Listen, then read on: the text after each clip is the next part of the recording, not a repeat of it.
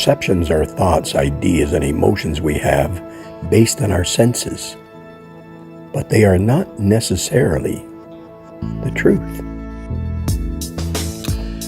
Good morning. Did you happen to see a fleeting image of a little red bird before I started speaking to you here this morning? Well, your mind, through your senses, through that of your sight, told your mind that you saw it. The truth is, there was no little red bird. No, there wasn't.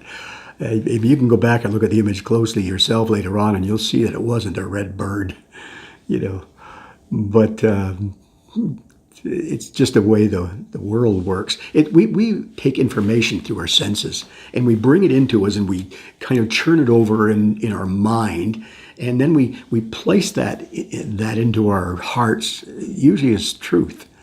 Well, is there a possibility of error in that system? Evidently there is. You saw a red bird. But God knows that the system we have of using our senses to gain knowledge and truth is fraught with error. And he has a better system. He calls it discernment. Discernment is when God himself speaks the truth, his truth, directly into our heart, bypassing all of our senses completely. And then it emanates from there out. Like sense, using the process of our senses to gain truth is an outside coming in kind of situation where you're taking the world around you and then using it to gather your truth. Whereas the discernment is an inside out system where you take the truth that's already there and you then take it into the world, and you can bring truth and life to the world around you.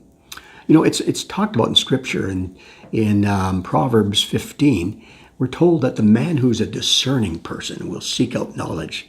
We're also warned in 1 Corinthians chapter 2 that the mind of a natural person rejects the spiritual things of God when he speaks to us through discernment.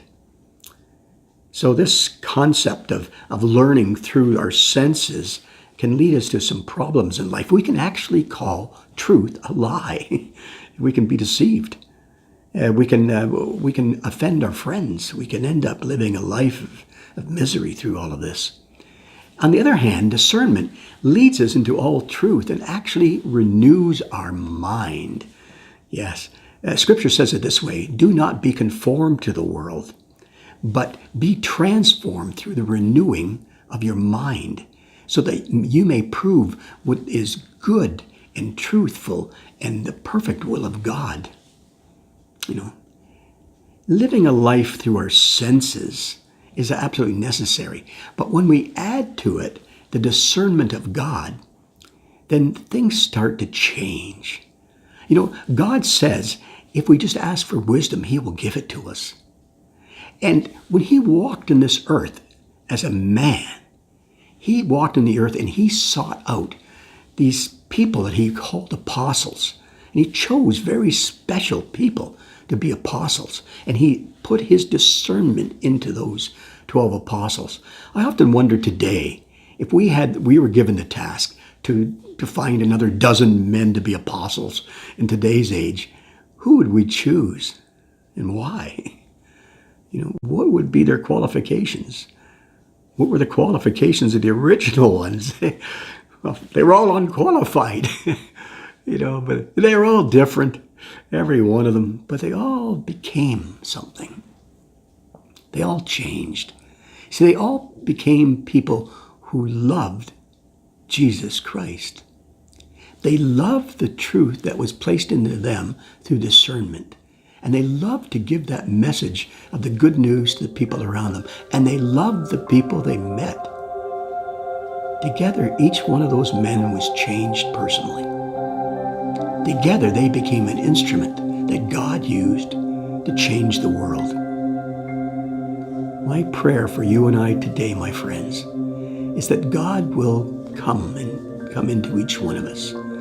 Allow his discernment to change your heart and bring truth to you. For the rest of this week, my friends, may God bless you. May he bring the truth into you. May you feel his contentment and your peace and joy in your life. And I'm looking forward to seeing you again next week. Bye for now.